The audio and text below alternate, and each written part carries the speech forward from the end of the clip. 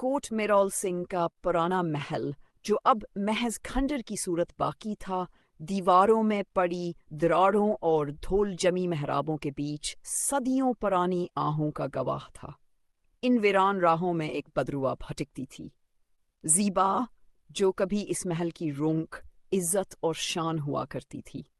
ज़ीबा ज़मींदार नवाब फजलुद्दीन की अकलूती औलाद थी। इसके हसन का चर्चा दहली से काबुल तक होता। इसकी आंखें नेलगों सागर की मानंद गहरी थीं और आवाज़ ऐसी जैसे रेशम छो जाए। मगर इसका दिल सिर्फ एक को बख्शा गया। आसफ एक कमहीतियत शायर जू दरबार में नौकरी करता था। दोनों ने छप छप कर मोहब्बत की ख्वाब बुने और जिंदगी का अहद किया, मगर इज़्ज़त व हस्ब के खुल में बंद नवाब ने जब यह सुना तो ज़ीबा को जहर देकर मार दिया। महल की बुलंद फसीलों ने इस राज को छुपाए रखा, मगर ज़ेबा केरो हक भी आज़ाद न हो सकी।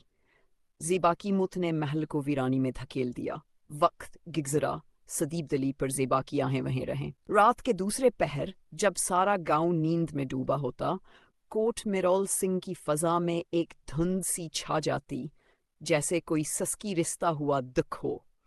उसी गांव में द अतीत में एक और किरदार दाखिल हुआ। अमान अली शाह, दहली से आया हुआ शायर, जो वालिदैन के बिछड़ने के बाद खुद को लफ्ज़ों में छुपाए फिरता था। अमान दर्द को पहचानता था और यही दर्द इसे इस वीरान महल तक खींच लाया। वो पुरानी किताबें ढूंढने आया था, मगर जो मिला वो एक दास्तान थी। सांसलीती आहें भरती खामोशी में छुपी हुई ज़ीबा। पहली शब जब अमान ने ज़ीबा को देखा, वो खंखा हवा में एक्साएक ईमान सामने आई। सफ़ेद लिबास, खले बाल और वह नीलगों आंखें जो सदियों से सीख वो अपना दखसनाने कोतर से रहे थे। अमान सहम गया, मगर खौफ से ज़्यादा से तिस्सिस था। ज़ीबा की खामोशी बोली और उसकी दास्ताना अमान के दिल पर सबत होती चली गई।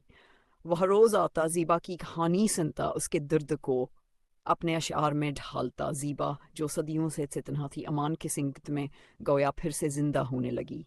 उसकी हर मुस्कुराहट महल के दरो दीवार में गूंजने लगी। अमान को खबर थी कि वो हाइक बदरोहा से मोहब्बत कर बैठा है, मगर इसका दिलाब फैसला कर चुका था कि मोहब्बत सिर्फ जिस्म का नाम नहीं, रूह का रिश्ता है। ज़ीबा ने एक रात कहा, अगर तुम मुझे अपनी नज़मों में अमर करोगे, मैं हमेशा के लिए आज़ाद हो जाऊंगी। अमान ने वादा किया।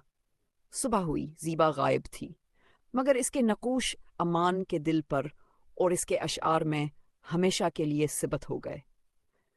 इसने एक किताब लिखी, माह गुमगश्ता, और ज़ीबा को लफ्ज़ों के आईने में जिंदा कर दिया। ये इश्क अब न महल में था, न जिस्म में। ये इश्क लफ्ज़ों की सूरत में जिंदा था, और इश्क जब लफ्ज़ बन जाए तो फना से मावरा हो जाता है।